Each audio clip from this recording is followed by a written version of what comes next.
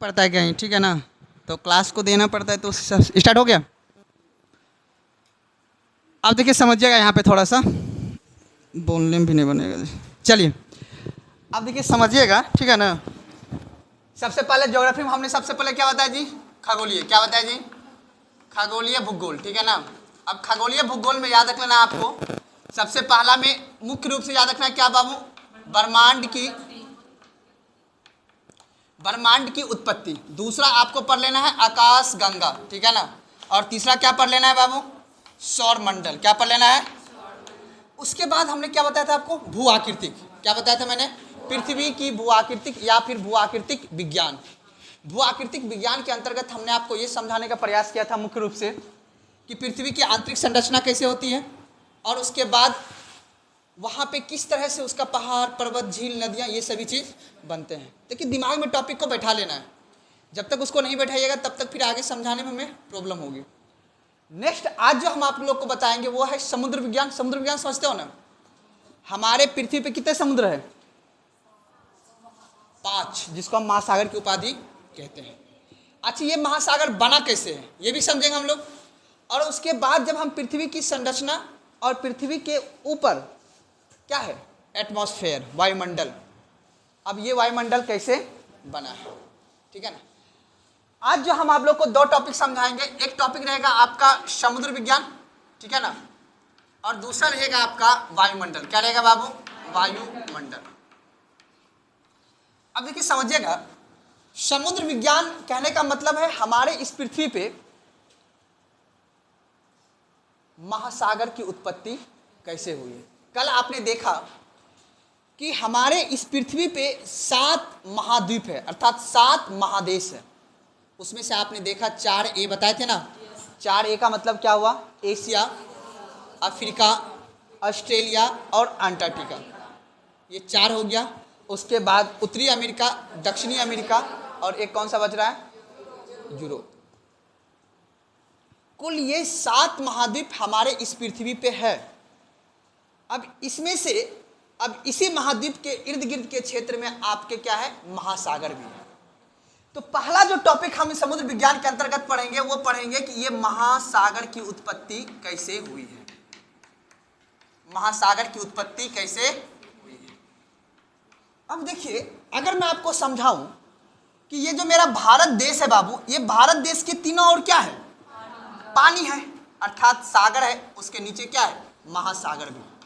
अब ये बताओ, इसके 3 और पानी है और एक और क्या है? पड़ोसी देश वगैरह है, स्थल है। अगर आप भारत का मानचित्र देखे होंगे तो आपको ये बात पता हो। आखिर ये महासागर में ऐसा क्या है? पृथ्वी तो घूम रही है, पृथ्वी तो रोटेट करते रहती है। 24 घंटे में पृथ्वी क्या होती है? घूम जाती है। अर्थात पृथ्वी जो है 24 घंटे में अपना एक घूर्णन गति परिवर्तन करती है, और 365 दिन में क्या करता है? वो परिक्रमा करती है। तो अब मुख्य रूप से आपको यह समझ लेना है बाबू कि आखिर ये जो महासागर की पानी है ये स्थल पे क्यों नहीं जाता है?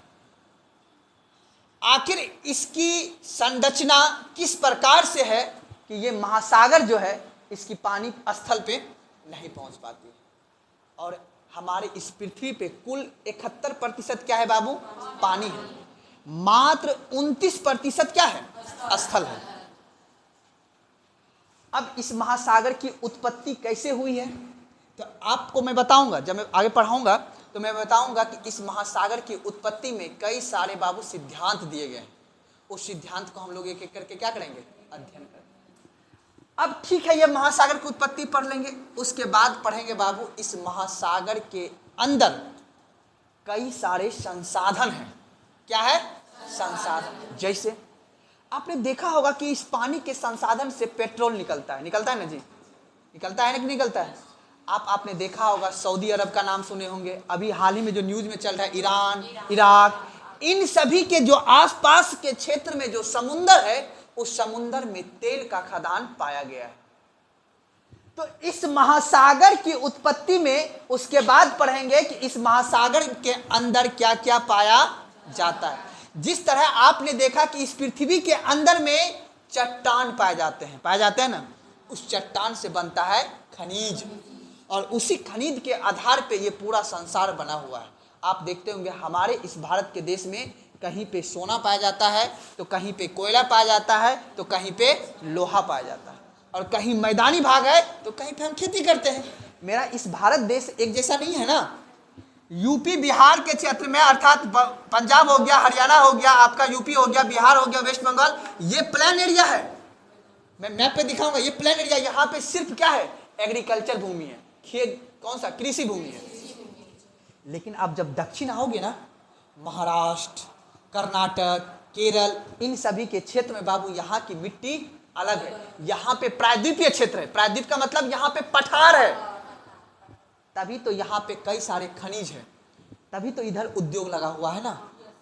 अपने बिहार में उद्योग क्यों नहीं लगा? क्योंकि अपने बिहार में कोई खनिज नहीं है। खनिज मतलब समझते हो ना, भौतिक संसाधन, पृथ्वी से निकलने वाले संसाधन। मात्र एक अपना जमुई जिला में कुछ सोना का खदान अभी मिला है, अभी उसको निकालना प्रारंभ नहीं हुआ है। अभी ज्योग्राफर जो है, साइंटिस्ट जो है, वो पता किया है माइक्रोस्कोप के माध्यम से कि इस पृथ्वी के अंदर में इस जगह पे क्या है, तो पता चला कि यहाँ पे सोना का खदान है। अब उसके निकालने के लिए तो पैसा ना चाहिए, टेक्नोलॉजी चाहिए कि नहीं चाहिए? अब उस खनिज संसाधन को निकालने के लिए जो खर्च है उतना भी हमारे पास नहीं। समय आएगा तो फिर निकाला जाएगा। इसीलिए अपना बिहार में, बिहार के पास भूगोल ने दो सराफ दिया है बाबू। अगर बिहार के मानचित्र को हम आपको समझाएं तो आपको याद रखना है, इस बिहार के बाबू याद रखना है, इस बिहार के दक्षिण में अर्थात साउथ में सूखा क्षेत्र है बाबू। इस बिहार के बीचों बीच एक नदी गुजरती है, उस नदी का नाम क्या है? गंगा नदी। बिहार के दक्षिण में सूखा है और बिहार के उत्तर में अत्यधिक पानी है, आवश्यकता से अधिक। इस बिहार के 38 जिला में से 28 जिला बाबू याद रखना बाढ़ से प्रभावित रहता है हर साल। उसमें से 13 जिला क्या है? अत्यधिक प्रभावित रहता है। इस बिहार का मधुबनी का क्षेत्र हो जाए, दरभंगा का क्षेत्र हो जाए, सहरसा का क्षेत्र हो जाए, पूर्णिया हो जाए, ये सभी जिला बिहार से क्या होता है? प्रभावित रहता है। तो आप भू आकृतिक विज्ञान में हम आपको पढ़ाऊंगा कि ये बाढ़ आने का क्या कारण है, अर्थात यह एक भौतिक घटना है, ये किसी मनुष्य के द्वारा लाया। तो अब बाबू हमारे बिहार एक लैंडलॉक स्टेट, हमारे बिहार के पास समुद्र है, लेकिन महाराष्ट्र राज्य के पास समुद्र है, गुजरात राज्य के पास समुद्र, वो समुद्र के पास बसे हुए हैं। तो कहने का मतलब है भौगोलिक परिस्थितियां यह डिसाइड करता है कि वहां पे उद्योग कैसा लगेगा, वहां का समाज कैसा होगा, वहां की आर्थिक स्थिति कैसा होगा। आज हमारा बिहार यहाँ पे है बाबू, हमारे बिहार के क्षेत्र में कोई भी उद्योग नहीं है। हमारे बिहार में सिर्फ कृषि भूमि है, इसीलिए यहाँ पे किसान है, उद्योगपति यहाँ पे नहीं है। मेरी बात समझ में आ रहा है ना, हम क्या कहना चाह रहे हैं? तो अब बाबू महासागर के अंतर्गत अब बताओ, हमारे जो आसपास के जो महासागर हैं बाबू, अरब सागर और बंगाल की खाड़ी, और नीचे हिंद महासागर, यहाँ पे कोई भी संसाधन नहीं है, सिर्फ यहाँ मछली पालन होता है। यहाँ पे क्या है? मछली पालन होता है। लेकिन प्रशांत महासागर, आपके लाल सागर, सब बताऊंगा कहाँ पे है। इन सागर में अच्छी प्रकार की संसाधन है, प्रवाल भित्तियां पाई जाती है, यहाँ पे कई सारे खनिज संसाधन है। उस संसाधन का उपयोग करके वो देश अमीर बनता है। जैसे दक्षिण चीन सागर, वो चीन जहाँ पे देश है ना, उसके बगल में, मैं मैप पे दिखाऊंगा आपको, तो उसके सागर में कई सारे भौतिक संसाधन है, उस संसाधन का उपयोग करते हैं वो। पर हमारे जो भौतिक संसाधन जो यहाँ पे है, मतलब यहाँ पे जो समुद्र है, यहाँ पे बाबू कुछ नहीं है, यहाँ पे पानी है। कोई दिक्कत यहाँ तक समझने में नहीं ना। अब हम लोग आगे बढ़ते हैं, मुख्य रूप से हम आपको टॉपिक समझा रहे हैं। तो अगला जो टॉपिक आएगा वो आएगा कि बाबू समुद्र अर्थात महासागर में स्थित क्या चीज? संसाधन। कोई दिक्कत यहां तक समझने में? अब बाबू अगला टॉपिक क्या आएगा? अब पृथ्वी तो परिक्रमा कर रही थी। अब आपने नाम सुना होगा कि चक्रवात का नाम सुने हो? चक्रवात कहाँ आता है? समुद्र में आता है ना। क्यों आता है चक्रवात? जिसको हम लोग आसान भाषा में बोलते हैं ज्वार भाटा। अब देखो, हमारे समुद्र, अभी पता है सूरज की रोशनी आ रही है, स्थल भी गर्म हो रहा है और समुद्र का पानी भी क्या हो रहा है? गर्म होता है। समुंदर की पानी जब गर्म होगी तो ये वाष्पीकृत होकर कहाँ चला जाएगा? ऊपर चला जाएगा। जब वायुमंडल में जाएगा तो वहां पे बादल बनेगा और वो बादल फिर क्या करेगी? बारिश करेगी। मेरी बात समझ में आ रहा है ना? समुद्र में भी बारिश करती है और स्थल पे भी बारिश करती है। तो कहने का मतलब है कि जब हमारे समुद्र में गर्म तापमान और ठंडा तापमान जब होती है ना, तो हवाएं चलती हैं और हवाएं चलने के बाद वो पानी क्या करता है? उसको ऊपर उठा देता है। उसी को हम लोग क्या बोलते हैं? चक्रवात बोल देते हैं। अर्थात कहने का मतलब हम लोग जो अगला टॉपिक पढ़ेंगे वो पढ़ेंगे ज्वार भाटा। ज्वार भाटा पूछता है एग्जाम में, ज्वार भाटा कैसे आता है। उसके बाद पढ़ेंगे नेक्स्ट टॉपिक जो आएगा वो पढ़ेंगे महासागर की धाराएं। आपने पढ़ा होगा गर्म धाराएं, ठंडी जल धाराएं, पढ़े हो ना? जैसे कभी कभी एग्जाम में क्वेश्चन पूछ देता है कि प्रशांत महासागर में कौन सी पवन चलती? पवन मतलब हवाएं चलती हैं, गर्म हवाएं और ठंडी हवाएं। क्यों गर्म क्यों ठंडी? क्योंकि हमारा पृथ्वी एक जैसा नहीं है, कहीं पे तापमान अधिक है और कहीं पे तापमान कम है। ध्यान से देखिए, सोचिएगा, जहां पे तापमान अधिक होगा वहां पे गर्म हवाएं चलेगी, जहां पे तापमान कम होगी वहां पे ठंडी हवा चलेगी। समझ बात को ना? तो अब हम लोग पढ़ेंगे महासागर का धाराएं। महासागर का धाराएं या पवन, याद रख लेना। ये सभी टॉपिक को पढ़ लेंगे किसके अंतर्गत बाबू? महासागर के अंतर्गत। यहां तक में कोई दिक्कत? ये हुआ हमारे समुद्र के बारे में, पढ़ना पड़ेगा, यहां से क्वेश्चन पूछा जाता है एग्जाम में। कोई दिक्कत? अगला क्या टॉपिक आएगा आपका? वायुमंडल। क्या आएगा अगला टॉपिक बाबू? वायुमंडल। तो वायुमंडल को हम लोग इधर लिख लेंगे। देखिए वायुमंडल भी बहुत इंपॉर्टेंट है। आपसे पूछेगा कि ये बताइए कि पृथ्वी के द्वारा सूर्य से जो उष्मा आती है कितना प्रतिशत आता है? उस उष्मा में से कितना प्रतिशत पृथ्वी अवशोषित कर लेता है और कितना प्रतिशत वो उसको वापस भेज देता है? सुना रहे मेरी बात ना? तो याद रखना है, इस वायुमंडल में सबसे पहले वायुमंडल में जो हम पहला टॉपिक पढ़ेंगे, ये वायुमंडल बना कैसे है। तो वायुमंडल की संरचना क्या पढ़ेंगे बाबू? अब बताओ, हमने पढ़ा होगा आपने क्षोभ मंडल, नाम सुने हो ना? क्षोभ मंडल पढ़ा होगा आपने, समताप मंडल पढ़ा होगा, फिर आयन मंडल पढ़ा होगा। ये जो वायुमंडल आपको दिख रहा है ना, एटमॉस्फेयर, ये तो आप लोग को जो दिख रहा है वो मात्र बादल है। आपको ज्यादा से ज्यादा 2 किलोमीटर ऊपर दिखता है, ठीक है ना? हमारी इस पृथ्वी के सतह से ऊपर जाना है। कहां जाना है? ऊपर। जब हम ऊपर लगभग 8 किलोमीटर ऊपर जाएंगे, कहां पे? 8 किलोमीटर ऊपर, तो ऊपर में है बाबू क्षोभ मंडल। उसी क्षोभ मंडल में बादल बनता है। क्या बनता है? उसी क्षोभ मंडल के ऊपर में जो आप लोग देखते हो प्लेन वगैरह चलता है ना, एरोप्लेन वगैरह, इसी के ऊपर चलता है, जो हमें दिखता नहीं। जब वो लैंड होने वाली होती है तब वो दिखता है। समझ रहे मेरी बात ना? तो कहने का ये मेरा मतलब है दोस्त कि आप वायुमंडल की संरचना, अब इस वायुमंडल में कौन कौन से गैस पाए जाते हैं? आपने सुना होगा वायुमंडल में नाइट्रोजन गैस कौन से पाए जाते हैं? 78% कौन सा गैस पाया जाता है? Nitrogen gas. और उसके बाद कौन सा गैस पाया जाता है? बताओ। कार्बन डाइऑक्साइड पाया जाता है। बहुत काम। तो वायुमंडल की संरचना पढ़ लेंगे। उसके बाद जो बाबू अगला टॉपिक आएगा, वो टॉपिक आएगा वायुमंडल के संरचना के बाद जो मुख्य टॉपिक आता है वो है बाबू तापमान। क्या है? तापमान। तापमान कौन करता है बाबू? सूर्य। अब एक मैं कॉन्सेप्ट आपको समझाता हूं, ध्यान समझिएगा। कॉन्सेप्ट मैं आपको बता रहा हूं। जैसे मान लो एग्जांपल के तौर पे कि ये सन है। अब ये सन जो है इस पृथ्वी पे अपना क्या भेज रहा है? प्रकाश भेजती है इस पृथ्वी पे। मान लो ये पृथ्वी पे, अब ये जो भेजती है यहां से, फिर ये अपनी उष्मा कहाँ भेज देता है? ऊपर भेज देता है। ऊपर कौन अवशोषित करता है? वायुमंडल। अब इस पृथ्वी पे पेड़ पौधा भी है, पेड़ पौधा भी अवशोषित करता है। अभी जो हमारे इस पृथ्वी पे पेड़ पौधा है, कौन? आम का पेड़, सब पेड़ है ना, ये सभी क्या बनाता है? अपना भोजन बनाता है ना।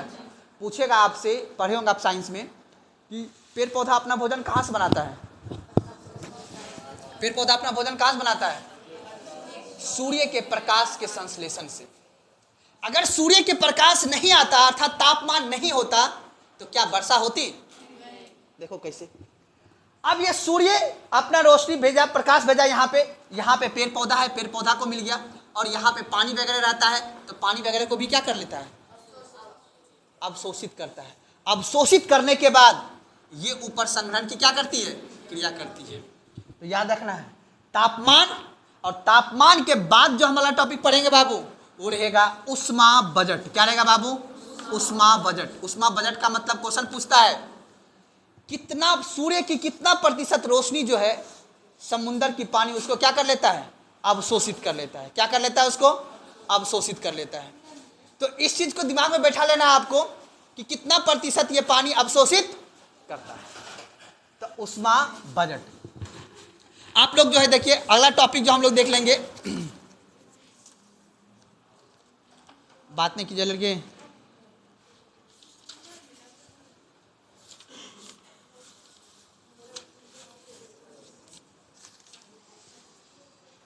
चलिए समझिए बात को। अब उष्मा बजट देख लेंगे, उसके बाद जो मेन टॉपिक में रहेगा याद रखिएगा वो रहेगा उष्मा बजट के बाद जेट स्ट्रीम की धारा। नाम सुने आप लोग, जेट स्ट्रीम की धारा। अब जेट स्ट्रीम की धारा क्या होता है, सुने हो नाम? जेट स्ट्रीम की धारा होता है कि हमारे इस पृथ्वी पर जो पवन चलती है, यहाँ पे आपने जो पढ़ाया था मैंने आपको, जो पवन चलती है, ये पवन आपस में टकराने के बाद जो वर्षा करेगी वो होगा वहाँ पे जेट स्ट्रीम की धारा के द्वारा। उसके बाद जो हमारा अगला टॉपिक पढ़ेंगे, यहाँ ध्यान सुनिएगा, अगला टॉपिक जो हम लोग पढ़ेंगे वो पढ़ेंगे बादल। क्या पढ़ेंगे बाबू, बादल का बनना। उसके बाद जो अगला टॉपिक आएगा वो बाबू वर्षा। क्या पढ़ेंगे हम लोग, वर्षा पढ़ेंगे। उसके बाद याद रखिएगा, उसके बाद ध्यान समझिएगा, उसके बाद जो अगला टॉपिक हम लोग पढ़ेंगे, उसके बाद जो अगला टॉपिक हम लोग पढ़ेंगे वो मेरा आएगा बाबू वायुमंडल का मुख्य रूप से वायुमंडल का संरचना के साथ, याद रखना है वायुमंडल के संरचना के साथ मुख्य रूप से मेरा ये टॉपिक रहेगा कि इस वायुमंडल के अंतर्गत कौन कौन से जो क्षेत्र है, जैसे कहाँ पे तापमान अधिक है और कहाँ पे तापमान कम है, अर्थात अमेरिका का तापमान अलग है और भारत का तापमान अलग है। तो वायुमंडल का संरचना के साथ जलवायु प्रदेश, जलवायु प्रदेश। मेरी बात समझ में आ रहा है ना? ये सबसे ज़्यादा इंपॉर्टेंट क्वेश्चन पूछता है कि ये बताओ आखिर क्या कारण है कि लद्दाख का तापमान कम है और केरल का तापमान अधिक है।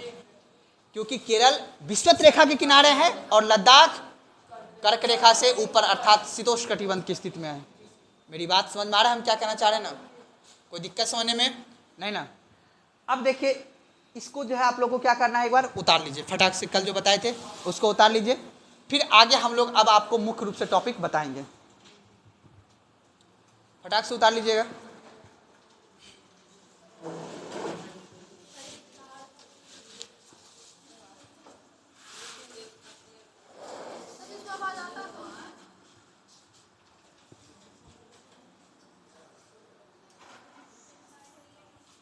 उतारिए फटाक से।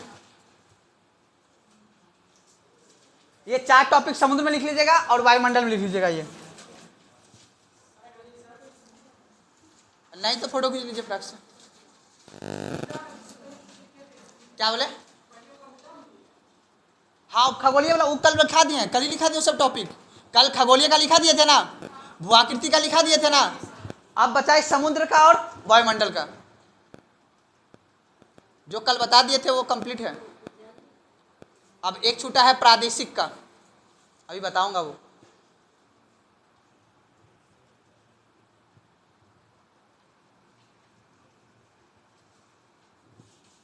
वायुमंडल संरचना, तापमान, उष्मा बजट, जेट स्ट्रीम धारा, बादल का बनना, वर्षा, वायुमंडल एवं संरचना के साथ जलवायु प्रदेश। हो गया? फोटो खींच लीजिए ना आप लोग, जल्दी हो जाएगा, टाइम ज़्यादा लग जाएगा ना।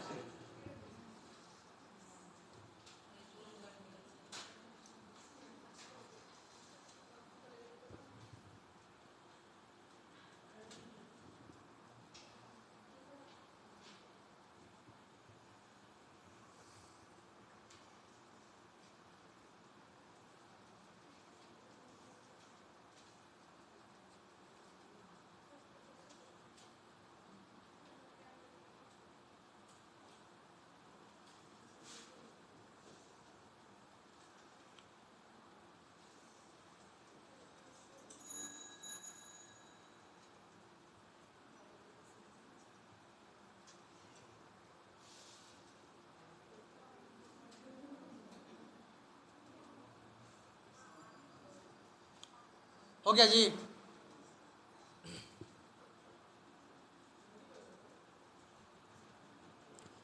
चलिए अब मिटा देते हैं इसको।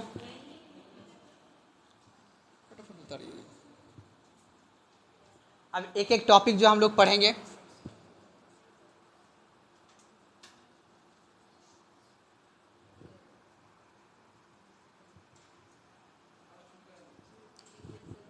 वायुमंडल का संरचना के 7 जलवायु प्रदेश।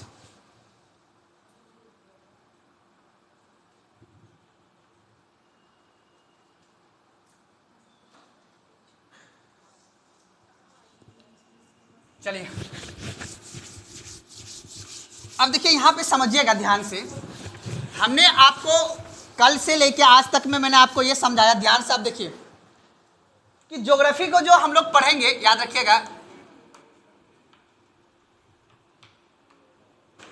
चलिए बात नहीं कीजिए कोई भी आदमी, आज समझिएगा। ज्योग्राफी का जो हम अध्ययन करेंगे वो मुख्य रूप से याद रखिएगा 3 संरचना में हम लोग अध्ययन करेंगे। एक को हम लोग बोलेंगे भू आकृति, क्या बोलेंगे बाबू? भू आकृतिक विज्ञान। एक को बोलेंगे समुद्र विज्ञान और एक को क्या बोलेंगे बाबू? वायुमंडल विज्ञान। ठीक है, इसी को आपके किताबों में स्थल मंडल क्या बोलते हैं बाबू? स्थल मंडल। और इसको बोलते हैं हम लोग जल मंडल और इसको क्या बोलेंगे बाबू? वायुमंडल।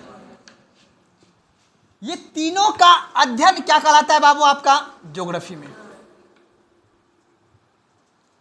अब हम एक एक संरचना के बारे में पहले किसके बारे में पढ़ेंगे? स्थल मंडल के बारे में। स्थल मंडल को समझने से पहले, इस पृथ्वी को समझने से पहले हमें 2 टॉपिक का नॉलेज होना चाहिए। एक कि ये ब्रह्मांड बना कैसे है, ये जो यूनिवर्स है, ये ब्रह्मांड की उत्पत्ति कैसे हुई है। देखो आज भी साइंटिस्ट इस पे रिसर्च कर रहा है, लेकिन वर्तमान तक में जो ये ब्रह्मांड की उत्पत्ति हुई है ये जान लेंगे। अब उस ब्रह्मांड के साथ जो सौर मंडल है, अर्थात इसमें जो ग्रह है, इस दोनों ग्रह को अन्य 8 ग्रह को जान लेंगे। उसके बाद हम लोग मुख्य टॉपिक आएंगे किस पे बाबू? पृथ्वी पे।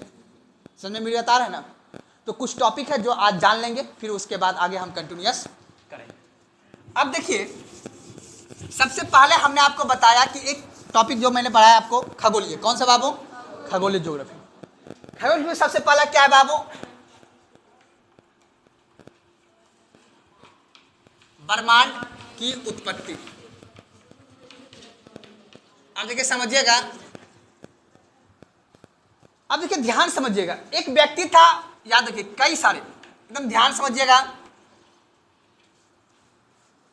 आप लोग, एकदम कॉन्सेंट्रेट समझिएगा। ब्रह्मांड की उत्पत्ति समझ, उत्पत्ति मतलब समझते हो ना, इसका ओरिजिन कैसे हुआ है। ये जो हम जिस दुनिया में रह रहे हैं, इस दुनिया का उत्पत्ति कैसे हुआ है। अभी तो मानव नहीं आया है, इतिहास भूगोल अभी कुछ नहीं आया है। समझ बात को? इतिहास, ये पॉलिटी, इकोनॉमिक्स पेपर तो ये अभी कुछ भी, अभी तो हमें ये समझना है कि ये पृथ्वी आखिर बना कैसे है और उस पृथ्वी में ये कैसे ये ब्रह्मांड बना है। एक बात को याद रख लेना है बाबू, हम लोग अभी कहाँ पे है बाबू? हम लोग अभी कहाँ में जी? खगड़िया में। कहाँ पे है जी? खगड़िया। खगड़िया से फिर क्या बना है बाबू? हम लोग कहाँ पे है? बिहार। बिहार से कहाँ जाएंगे बाबू? भारत। भारत कहाँ जाएगा? एशिया महादेश में। कहाँ पे जाएगा बाबू? एशिया महादेश कहाँ जाएगा बताओ? पृथ्वी पे। कहाँ पे बाबू? अब पृथ्वी से फिर क्या बनेगा? सौर मंडल। और सौर मंडल से क्या बनेगा? आकाश गंगा। आकाश गंगा। आकाश गंगा से फिर क्या बनेगा? ब्रह्मांड। क्या बनेगा? तो कहने का मतलब ये जो ब्रह्मांड है पूरा, ध्यान समझिएगा, उस ब्रह्मांड में एक आकाश गंगा है, कई आकाश गंगा है, उसमें से एक आकाश गंगा है, उसका नाम है मिल्की वेव। क्या नाम है? हम लोग किस आकाश गंगा पे रहते हैं? Milky wave. और उस मिल्की वेव में, उसमें से एक सौर मंडल है, उस सौर मंडल पे कई सारे ग्रह हैं, उसमें से एक ग्रह कौन सा है? उस पृथ्वी में से हम कहाँ, कौन से महादेश में? उसमें से कौन सा देश में? उस छुट्टू में से, उसमें से। अब सोचो अपन औकात कितनी सी है, छोटा सा में से छोटा सा जगह से है या नहीं है? और क्या बोले? नहीं समझो, बोलो जो भी हो। तो कहने का मतलब ये है, देखिए मैं आपको बस समझिए बात, मैं आपको ये कल्पना कराना चाह रहा हूँ, ये इमेजिन कराना चाह रहा हूँ कि ये ब्रह्मांड जिसके बारे में हम पढ़ रहे हैं, आप उस सोच को देखो कि इस बंद कमरा में, ए लड़की क्या बात कर रहा है, प्लीज बात मत कीजिए, क्लास में डिस्टरबेंस हो जाता है, क्लास में सीरियस रहना है। अब देखिए हम आपको ये इमेजिन करें, जिस टॉपिक को हम पढ़ने जा रहे हैं वो सोचो कितना बड़ा है वो, उसको हम इस बंद कमरा में पढ़ना है। समझा बात को ना? तो कहने का मतलब है कि इस ब्रह्मांड के बारे में जो हम पढ़ने जा रहे हैं, इस ब्रह्मांड की उत्पत्ति कैसे हुआ है, कोई देखा तो नहीं होगा, देखा होगा। आज बोल रहा हूं 2026 में, आज से 13.8 अरब, कितना लिखा है बाबू?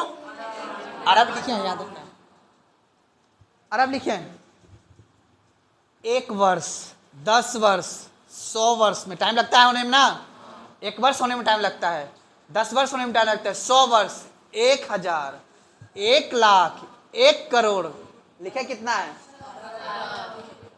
इतना वर्ष क्या चलना है पीछे, तब जाके पता चला, नहीं 13.8 अरब वर्ष पीछे जाने पे हमें ये पता चला, एक वैज्ञानिक था हर्बल्स, जिसने एक सिद्धांत दिया, बिग बैंग का सिद्धांत। कौन सा दिया? उन्होंने कहा कि एक विस्फोट हुआ। क्या हुआ? और वो विस्फोट हुआ तो उस आधार पे काम हुआ। लेकिन ये बात हमें कब पता चला विस्फोट हुआ है? कब? जब दुनिया डेवलप हुआ। कब दुनिया डेवलप कब हुआ? 1927 के बाद। उससे पहले भी तो दुनिया था। उससे पहले दुनिया क्या मानता था कि ब्रह्मांड कैसे उत्पत्ति हुआ है? तो ब्रह्मांड की उत्पत्ति हुआ है धर्म, भगवान किया है। कौन किया है? तो इस ब्रह्मांड की उत्पत्ति में बाबू ये याद रखना है, 2 सिद्धांत है। 2 सिद्धांत में तो 2 प्रिंसिपल है। ब्रह्मांड की उत्पत्ति में 2 प्रिंसिपल है। एक प्रिंसिपल है बाबू धार्मिक। कौन सा है? कहता है कि ऊपर कौन है? भगवान। पढ़ा लिखा आदमी क्या कहता है? ऊपर वायुमंडल है। कहता है या नहीं कहता है? तो एक सिद्धांत है धर्म के आधार पर। क्या सिद्धांत है? और एक का कहना है कि नहीं, विज्ञान के आधार पे। किस आधार पे? विज्ञान के आधार पे, विज्ञान के सिद्धांत के आधार पे हम ये समझे कि ब्रह्मांड की उत्पत्ति कैसे हुई। तो विज्ञान के आधार पे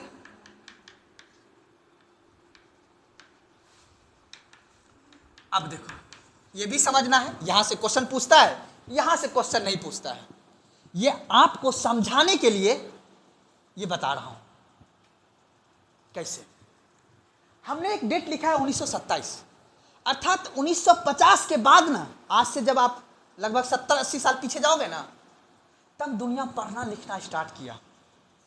सबसे पढ़ने लिखने में तेज कौन था? ब्रिटेन का। ब्रिटेन यूरोप महाद्वीप का नाम सुने हो ना? Britain, Germany. आइंस्टीन वगैरह पैदा कहाँ हुआ है? जर्मनी, फ्रांस में। हमारा गरीब देश अपन तो 1947 में पैदा हुए हैं, है ना।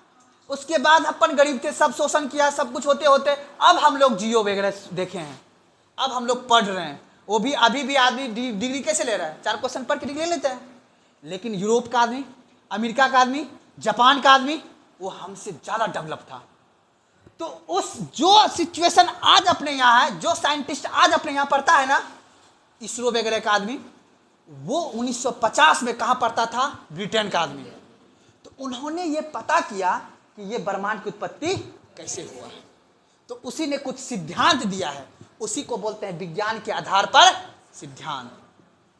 पहले, लेकिन उससे पहले जो आदमी था, सिंधु घाटी सभ्यता के लोग, मौर्य काल के लोग, मगध के समय के लोग, मुगल के समय के लोग, वो कैसे जानता था? तो वो मानता था कौन सा? धार्मिक सिद्धांत। कैसे? समझो। अब ये क्या हुआ, देखो ध्यान समझना, बहुत अच्छी बात बता रहा हूं। अब बताओ, ये जो हमारा पृथ्वी है, अब इस पृथ्वी पे हर जगह लोग था ना जी। अब इस बीच में जो रहता था, कर्क रेखा, विषुवत रेखा और मकर रेखा के बीच में, यहाँ पे तापमान ज्यादा था। तो ये यहाँ के आदमी भगवान मानता था सूर्य को। किसको मानता था? सूर्य को देवता मानता था। इससे ऊपर जो महाद्वीप वगैरह था, यहाँ पे ठंडा था। यूरोप में क्या था? ठंडा था। तो अब बोला अरे यार, यहाँ जल नहीं चढ़ेगा, यहाँ वाइन चढ़ेगा। क्या चढ़ेगा? इसलिए देखना, यूरोप, आप देखो ताप धर्म के आधार पे जो सिद्धांत बना, एक ठंडा क्षेत्र, नाम सुने हो ना, ठंडा क्षेत्र, क्योंकि कहीं ठंडा है कहीं गर्म है, कहीं पे दोनों है। तो एक ठंडा क्षेत्र और एक कौन सा क्षेत्र, गर्म क्षेत्र, और एक होगा आर्द्र क्षेत्र। आर्द्र मतलब होता है, आर्द्र मतलब जहां पे गर्मी भी है और जैसे भारत में वो दोनों मौसम है, ठंडी का भी है लेकिन चल जाओ तुम यूरोप, अमेरिका में बाबू कहीं गर्मी नहीं होता है। डोनाल्ड ट्रंप को सब दिन देखे कोट पहनते हुए, देखो कि नहीं देखे हो? पुतिन साहब जो पुतिन के हैं रूस के, उसको सब दिन देखे कोट पहने हुए, कभी देखे उसको टी शर्ट में? क्यों? क्योंकि वहां ठंडी सब दिन रहता है, 12 मास ठंडी है वहां पे। पर भौगोलिक सिचुएशन ना, जहां पे जिस तरह का भूगोल रहेगा, जहां पे सूर्य की रोशनी जहां ज्यादा आएगा वहां पे तापमान ज्यादा हो। लेकिन तुम चल जाओ कांगो, अफ्रीका का महाद्वीप, सब काला काला है ना जी, वहां पे सब दिन तापमान 12 मास तापमान रहता है। इस रेखा पे जो देश है ना बाबू, इस रेखा पे, विषुवत रेखा पे, सब दिन वहां गर्मी है, सब दिन गर्मी है। भौगोलिक सिचुएशन अब बताओ। तो ठंडा प्रदेश का आदमी मानता था यहां पे कुछ भी भगवान का पूजा होगा, तो यहां पे निकला कौन सा, ईसाई धर्म। कौन सा बाबू, क्रिश्चियन।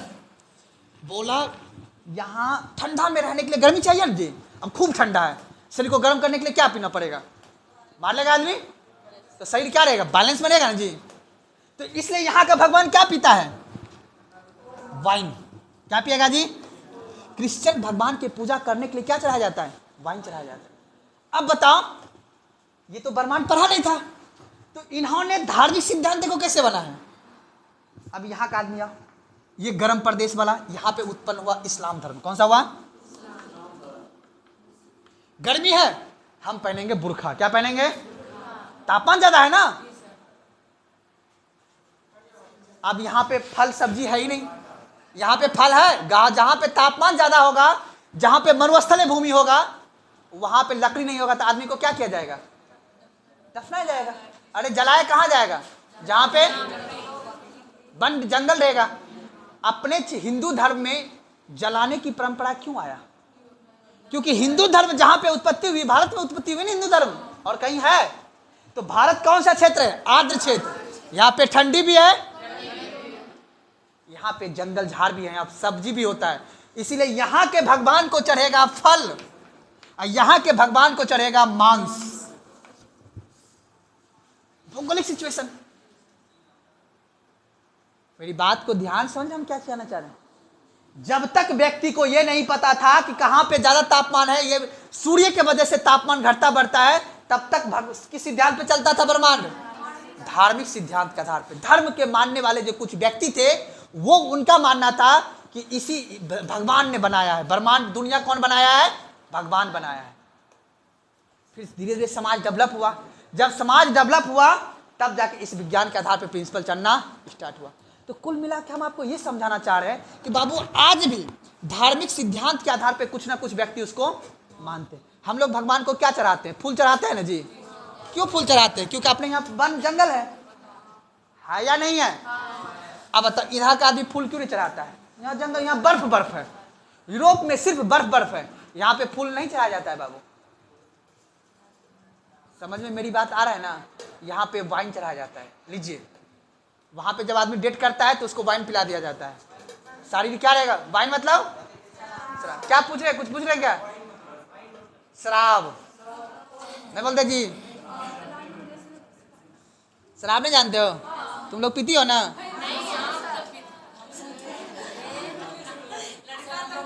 हम लोग नहीं पी सकते, याद रखना। क्यों, क्योंकि हम लोग कौन सा क्षेत्र में है, भौगोलिक सीमा अलग।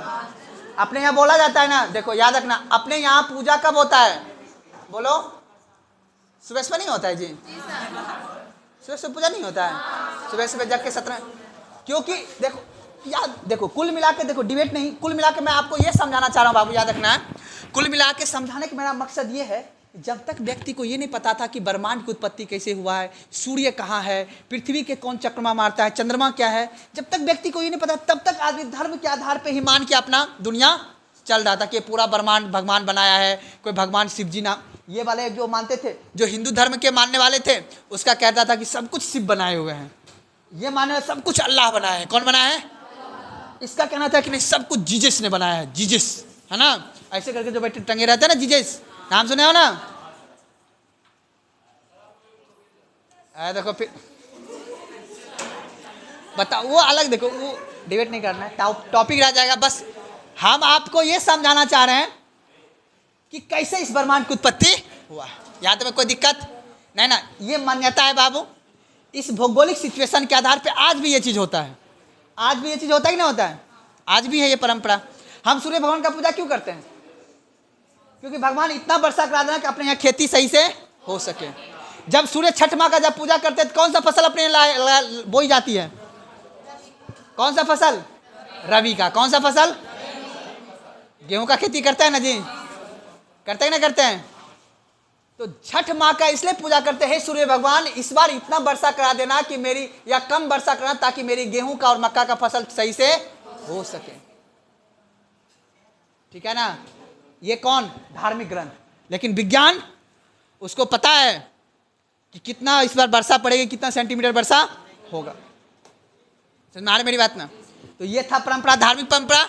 अब हम लोग ये पढ़ना नहीं है, ये पढ़ना है मुख्य रूप से विज्ञान।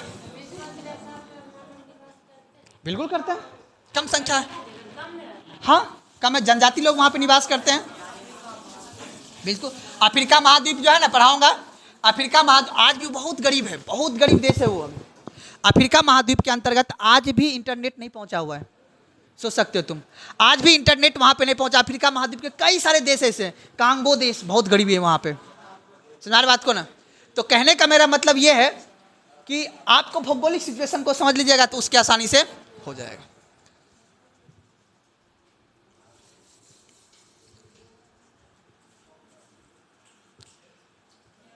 पर एक जाना डिक्की खोल के बुक ले जाना, वहाँ बुक होगा, चाबी वहीं पे होगा, डिक्की में ही होगा। चलिए यहाँ तो कोई दिक्कत है ना। अब हम लोग किसका पढ़ेंगे बाबू? ब्रह्मांड के उत्पत्ति। अब मैंने बताया किसके बारे में पढ़े, कितना बड़ा यूनिवर्स के बारे में पढ़ रहे हैं ना, याद है ना। हम उस छोटा से छोटा में छोटा जगह पे, इसीलिए हमारा इस पृथ्वी पे कोई औकात, कोई वैल्यू नहीं, हम छोटा से छोटा जगह पे हैं। खगड़िया के एक छोटा गांव से हम लोग हैं। ग्लोब पर अगर देखोगे तो हमारा कोई निशान भी, यूनिवर्स में जाके देखोगे तो वहां से छोटा सा भी नुकसान, मतलब छोटा सा भी निशान नहीं होगा। समझ में आ रही बात को ना? तो इसलिए मुख्य रूप से इस बात को याद रख लेना है। ऊपर वाला किताब देना।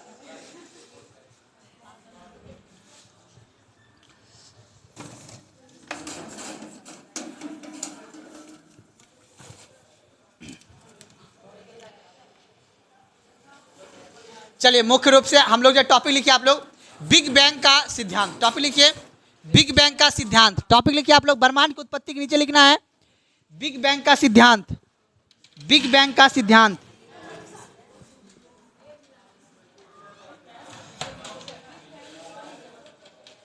बिग बैंग का सिद्धांत। बिग बैंग का सिद्धांत लिख लिए?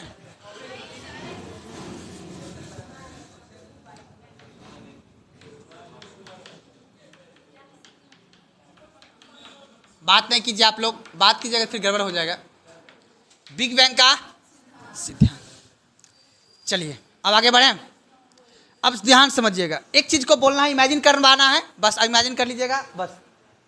बिग बैंग का मानना था, याद रखना है कि इस पृथ्वी पे आज से, मैंने जो अभी बताया था आपको, कितना बाबू? 13.8 अरब वर्ष पूर्व। याद रखना है, यहाँ पे बिग बैंग का मानना था कि यहाँ पे ध्यान समझिएगा, यहाँ पे एक गैस था, ठीक है ना। अब वो गैस याद रखना है, इसमें क्या हुआ बाबू? विस्फोट हुआ। क्या हुआ? विस्फोट हुआ। और ये विस्फोट होने के बाद ये धीरे धीरे धीरे धीरे ये क्या हुआ? बड़ा हो गया, फैल गया। क्या हो गया बाबू? सब बताते हैं। हाइड्रोजन और हीलियम। आज भी इस हमारे ब्रह्मांड में सबसे ज्यादा कौन सा गैस है? हाइड्रोजन। अब याद रखना है, बिग बैंग का कहना था कि बाबू यहां पे क्या हुआ बाबू? एक द्रव बड़ा था और यहां पे क्या हुआ बाबू? फ्यूजन हुआ। फ्यूजन क्या बोले? हमारे पृथ्वी पे, हम ब्रह्मांड का बात कर रहे हैं ना। पृथ्वी देखे कहाँ था ना, अभी पहले समझाए थे कि नहीं समझाए थे? पृथ्वी तो एक ग्रह है ना। देखिए नहीं समझ में पूछेगा हमसे, हमारे वायुमंडल में अभी हम जिस ग्रह पे, हम किस ग्रह पर रहते हैं? पृथ्वी पे। लेकिन पृथ्वी से भी तो कई ग्रह है और भी, तो हम ग्रह सौरमंडल का, हम बात कर रहे हैं अभी ब्रह्मांड का। अभी पृथ्वी नहीं आए हैं। पृथ्वी में हम ये बात कर रहे हैं कि पृथ्वी में सबसे ज्यादा, वो भी एटमॉस्फेयर में सबसे ज्यादा गैस है नाइट्रोजन। हम वो बात कर बोले थे आपको, लेकिन हम बात कर रहे हैं यहाँ पे ब्रह्मांड की। अब जैसे मान लो एग्जाम्पल के तौर पे ध्यान समझिएगा, अगर मैं आपको बोलूँ कि एक गाढ़ा है, क्या है बाबू? एक तालाब है। अब इस तालाब में क्या भरा है जी? पानी भरा हुआ है। एक लड़का था, एक लड़का ने इस पानी में क्या फेंक दिया? पत्थर फेंक दिया। पत्थर फेंक दिया, ध्यान समझिएगा। अब जब एक लड़का कोई पत्थर में पानी फेंक के वो लड़का भाग गया, फिर उधर से दूसरा कोई आदमी आया, बोला यार इसमें एक वेव चल रहा है, मतलब कोई शांत पानी में अगर कुछ चीज फेंक दोगे तो क्या होने लगेगा? ऐसे ऐसे वेव बनने लगेगा ना, पानी में बनने लगेगा, वेव बनने लगेगा, नहीं बनने लगेगा? अब आदमी कैसे पता करेगा कि इस पे क्या फेंका गया था, या कितना बड़ा पत्थर फेंका गया है जो इतना सा तरंग फेंक रहा है, इतना ज़्यादा? मान लो एग्जाम्पल, शांत पानी में आप कोई पत्थर फेंक दोगे तो उधर धारा बनेगा ना उसमें जी, बनेगा कि नहीं बनेगा? अब वही चीज, अब बता कोई साइंटिस्ट, अब मान लो कि ये लड़का भाग गया, अब कोई उधर साइंटिस्ट आया, अब साइंटिस्ट वो पता करेगा कि आखिर इस पानी में तरंग कैसे बना, यानी पानी कैसे फैल रहा है, तो कुछ ना कुछ इसमें फेंका गया होगा। ठीक उसी प्रकार कल्पना किया गया होगा ना, ठीक उसी प्रकार यहां पे बिग बैंग साहब का सिद्धांत कहता है कि आज से 13 अरब वर्ष पहले जो है इस ब्रह्मांड में एक फ्यूजन हुआ, विस्फोट हुआ, और विस्फोट होने के बाद बहुत बड़ा क्या हुआ? धमाका हुआ। और ये आज भी इसकी आकार क्या है? बढ़ रहा है, फैल रहा है, क्योंकि यहाँ पे इतना तापमान है, और इतना तापमान होने की वजह से ये क्या हो रहा है? फैल रहा है। और फैलने की वजह से यहाँ पे क्या हुआ? काफ़ी विस्तार हुआ है। मेरी बात समझ में आ रही है ना? हम क्या कहना चाह रहे हैं? बस थोड़ा सा बोरियत नहीं होना है, बस कॉन्सेप्ट को समझना है, ताकि आगे सौरमंडल समझने में आपको कन्फ्यूजन ना हो। बस आपको मैं ये समझा रहा हूँ कि कैसे ब्रह्मांड की उत्पत्ति हुई है। अब क्या हुआ? जब ये धीरे धीरे फैलने लगा, ध्यान समझिएगा, तो छोटे छोटे क्या हो गया? एक ग्रह का क्या हो गया? निर्माण हो गया। कई सारे यहाँ पे ग्रह हो गया बाबू, कई सारे ग्रह हो गया। तो याद रखना है, कई सारे ग्रह धीरे धीरे हो गया। उसमें से बाबू याद रखना, आज तक 8 ही ग्रह का पता किया जा चुका है, अभी भी रिसर्च जारी है।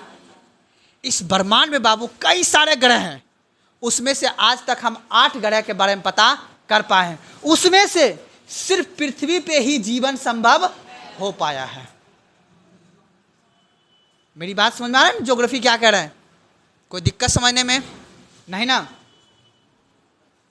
अच्छा एक बात बताओ, गुब्बारा देखे हो आदमी? जब गुब्बारा फूला हुआ नहीं रहता है, उस गुब्बारा पे छोटे छोटे दाग होते हैं ना जी, या मान लो आप दाग बना दो गुब्बारा पे, उसको फिर गुब्बारा को फूलो तो वो धीरे धीरे क्या हो जाएगा? तो उस पे जो दाग था या उस पे जो बिंदा था वो धीरे धीरे क्या होने लगेगा? बड़ा होने लगेगा, दूर होने लगेगा। समझ बात को ना? तो कहने का मतलब है कि जब ये छोटा छोटा था, छोटा छोटा फ्यूजन हुआ था, तो ये इतना दूरी पे था, इतना दूरी पे गैस था। जब ये धीरे धीरे बड़ा होने लगा, तो आज वर्तमान में आप देख रहे हो ना, सौरमंडल ऐसा बना हुआ है या नहीं है? अगर आप लोग देखे होंगे एनसीईआरटी बुक वगैरह में, या फिर आप 3D एनिमेशन के माध्यम से देखे होंगे, तो इस तरह से ये क्या है? बना हुआ है। समझ मेरी बात आ रहा है ना? हम क्या कहना चाह रहे हैं? तो आप लोग टॉपिक के नीचे लिखिए थोड़ा सा कुछ सिद्धांत, उसके बाद आगे बढ़ते हम लोग। लिखिएगा 13.8 अरब वर्ष पीछे, 13.8 अरब वर्ष पीछे 13.8 अरब वर्ष पीछे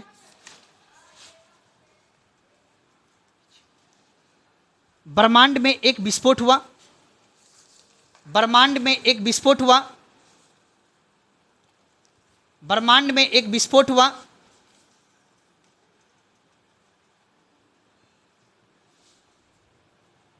जिसके अंतर्गत ब्रह्मांड में एक विस्फोट हुआ जिसके अंतर्गत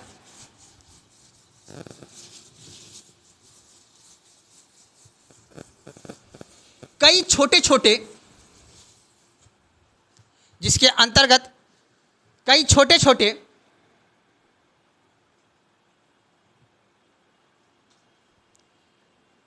पिंड का निर्माण हुआ।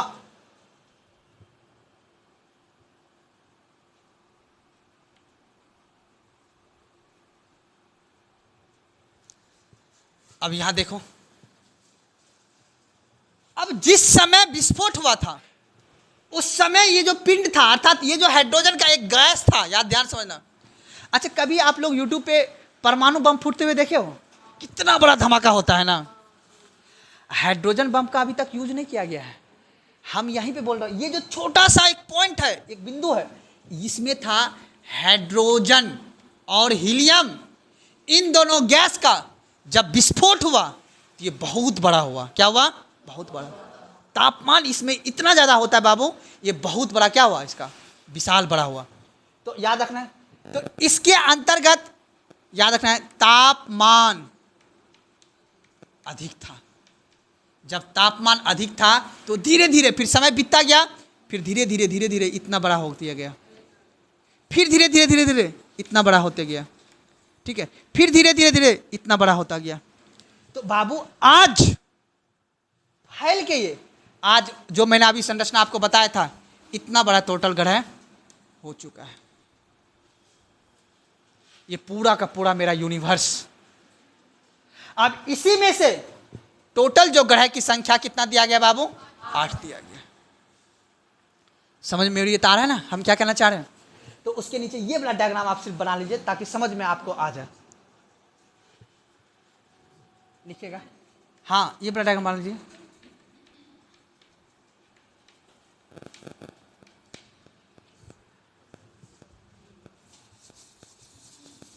ये वाला डायग्राम बना लीजिएगा, क्योंकि देखिए धीरे धीरे ये विस्फोट होता जाएगा।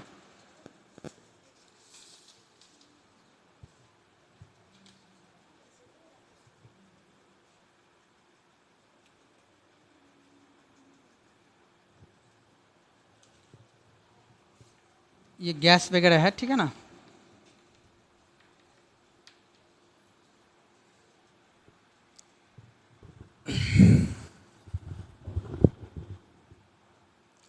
आगे बढ़े, आया लिखिए टॉपिक आकाश गंगा।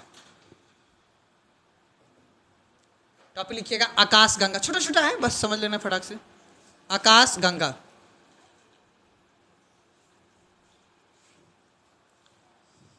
चलिए अब देखिए समझाते हैं आकाश गंगा क्या होता है। आकाश गंगा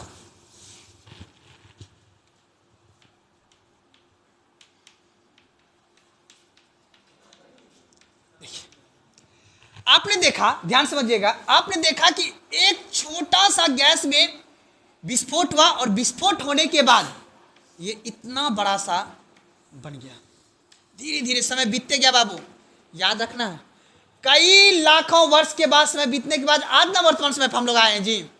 तो याद रख लेना है कि आकाश गंगा के अंतर्गत कई लाखें जो तारे होते हैं, छोटे छोटे छोटे छोटे जो ग्रह होंगे, ठीक है, ये छोटे छोटे जो ग्रह होंगे, ये छोटे छोटे जो ग्रह होंगे, अब बताओ इसको क्या बोलेंगे बाबू? आकाश गंगा। लाखों तारे के समूह को क्या बोलेंगे? आकाश गंगा। आपने ब्रह्मांड का उत्पत्ति आपने देखा कि एक सिर्फ छोटे से गैस की वजह से हुआ। उसके बाद आप यहां पे देख रहे हो कि जो आकाश गंगा है, कई लाखों गैसों के यानी कई तारों के समूह को क्या बोलेंगे? आकाश गंगा। और याद रखना है, कई ग्रह के समूह को क्या बोलेंगे? सौर मंडल। एग्जाम में पूछता है, तो लिखिए टॉपिक इसके नीचे में लिखिएगा, हजारों या लाखों तारे के समूह को लिखिएगा, हजारों एवं लाखों, हजारों एवं लाखों तारे के समूह को, हजारों एवं लाखों तारे के समूह को, हजारों एवं लाखों तारों के समूह को आकाश गंगा कहते हैं।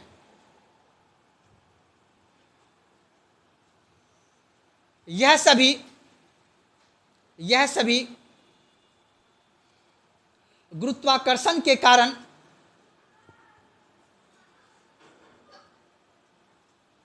यह सभी गुरुत्वाकर्षण के कारण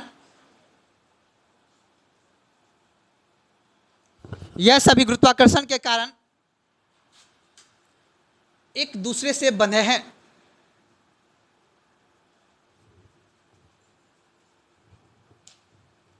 ये वाला डायग्राम बना लीजिए, इसको बोलते हैं आकाश गंगा।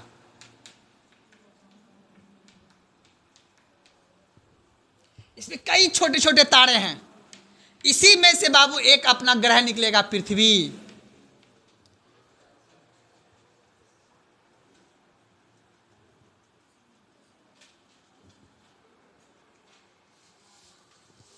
तो यहां पे लिख लीजिएगा आकाश गंगा बराबर, सूर्य का नाम सुने हो ना, तारा का नाम भी सुने हो, ग्रह का भी नाम सुने हो, पृथ्वी का भी नाम सुने हो, और चंद्रमा का भी नाम सुने हो। ये सभी मिलके क्या बनता है? पूछेगा क्वेश्चन में, निम्नलिखित में से कौन सा आकाश गंगा में शामिल नहीं है? तो बोलोगे ब्रह्मांड। ब्रह्मांड आकाश गंगा में है। आकाश गंगा में कौन कौन आता है? सूर्य, तारा, ग्रह, पृथ्वी, चंद्रमा, ये सभी मिलकर क्या बना है? आकाश गंगा।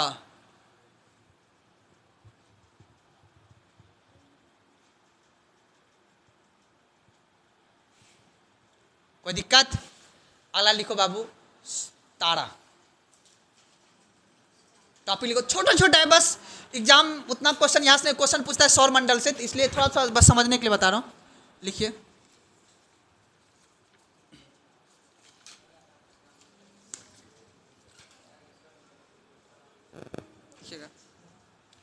यह एक प्रकार का गैस होता है, यह एक प्रकार का गैस होता है। याद रखना, गैस है सिर्फ ये तारा। तारा क्या है? एक गैस है, जो आपको दिखता भी है ना तारा। तारा ढक क्यों जाता है? सूर्य के प्रकाश के तापमान की वजह से वो क्या होता है दिन में? बोलते थप्पड़ मार के तारा दिखा देंगे दिन में, नहीं बोलता है जी। तो तारा एक प्रकार का गैस है जिसमें 71% हाइड्रोजन, जिसमें 71% हाइड्रोजन,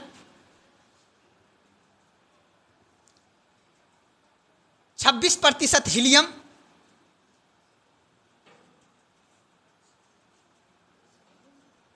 तथा 5% अन्य गैस पाया जाता है।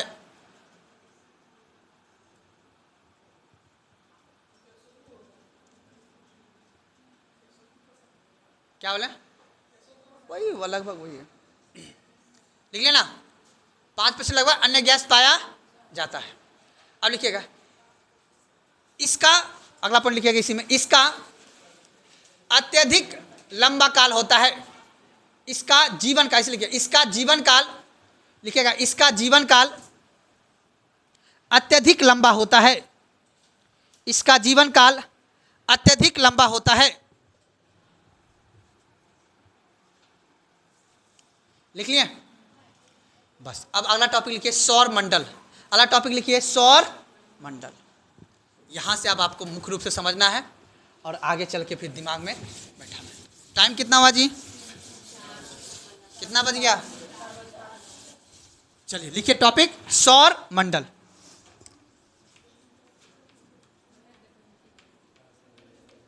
अब देखो, याद रखना बाबू, हमने आपको बताया था पहले क्या होगा जी, बोलो पहले, ध्यान से, पहले क्या होगा? अरे देखो लड़का, क्या है बस रहे, यहाँ ध्यान दो। पहले क्या होगा? ब्रह्मांड से क्या बनेगा? आकाश गंगा से क्या बनेगा? तारा। तारा से क्या बनेगा? सौर मंडल से क्या बनेगा? पृथ्वी से क्या बनेगा? बोलो ना जी, एशिया महादेश। एशिया महादेश से, भारत से हम लोग फिर कहाँ आएंगे? बिहार। इतना ज्योग्राफी पढ़ना है बाबू, बिहार का भी ज्योग्राफी पढ़ना है ना। बिहार में भी समझना है कहाँ पे गंडक नदी बहती है, कहाँ पे कोसी नदी बहती है। समझा बात को ना? तो लड़का लोग बात नहीं कीजिए, आप लोग बात क्या कर रहे हैं, ध्यान समझिए। अब याद है हम कहाँ से स्टार्ट किए हैं? ब्रह्मांड से। पहुँचना कहाँ है? बिहार के ज्योग्राफी पे पहुँचना है। बिहार का ज्योग्राफी हमें समझना है। तो पहले हमें ब्रह्मांड, फिर आकाश गंगा पढ़ लिए, अब तारा, फिर सौर मंडल। यहाँ से हमें फिर कहाँ पे आना है? पृथ्वी पे। इस पृथ्वी पे पूरा महाद्वीप के बारे में जब पढ़ लेंगे तब फिर कहाँ आएंगे? एशिया। एशिया से हम लोग कहाँ घुसेंगे? भारत में। फिर भारत का भूगोल पढ़ेंगे, फिर भारत में कहाँ पे नदी बहती है, कहाँ पे पर्वत है, कहाँ पे झील है, कहाँ पे मिट्टी है, कहाँ पे खनिज है, कहाँ पे उद्योग है, ये सभी चीज को पढ़ के तब फिर कहाँ आएंगे? बिहार पे। इतना बड़ा सब्जेक्ट है ज्योग्राफी, ना आसान नहीं बाबू। 2.5 महीना का समय लगेगा और विस्तार पूर्वक उसको पढ़ना है। तो टॉपिक लिख लिया सौरमंडल। तो हमें कहाँ पढ़ना है बाबू? सौरमंडल पे। अब सौरमंडल से अब यहाँ से देखना, धीरे धीरे चलेंगे हम लोग। पहले ये सब बन लेगा, उसके बाद आएंगे महादेश, तब सारा महादेश के बारे में पढ़ेंगे। तो टॉपिक लिख लीजिए सौरमंडल, एक डायग्राम बना लीजिए, उसके बाद छुट्टी हुआ।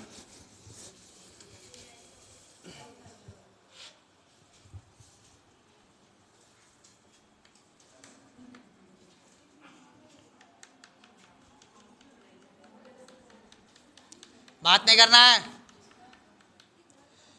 सबसे छोटा ग्रह, उसके बाद उसके बाद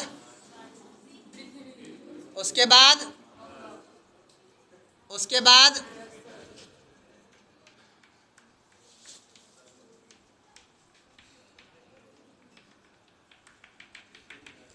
उसके बाद उसके बाद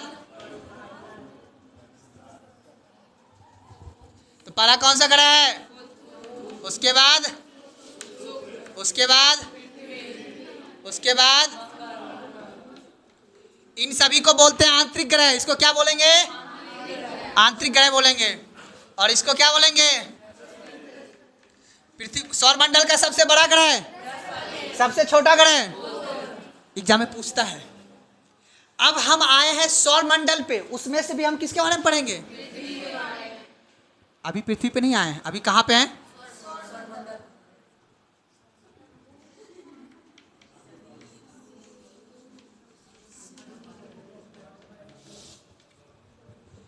कल जो हम बताएंगे इसी एक एक ग्रह के बारे में विस्तार से पढ़ेंगे, और इसी एक ग्रह के बारे में विस्तार से पढ़ के फिर आगे हम लोग कंटिन्यूअस करेंगे। आज तक यहीं तक, ठीक है ना? ये डायग्राम बना लिए सब आदमी? कल डायग्राम नहीं बनाना, कल सीधा समझाएंगे। डायग्राम बना लीजिए फटाक से।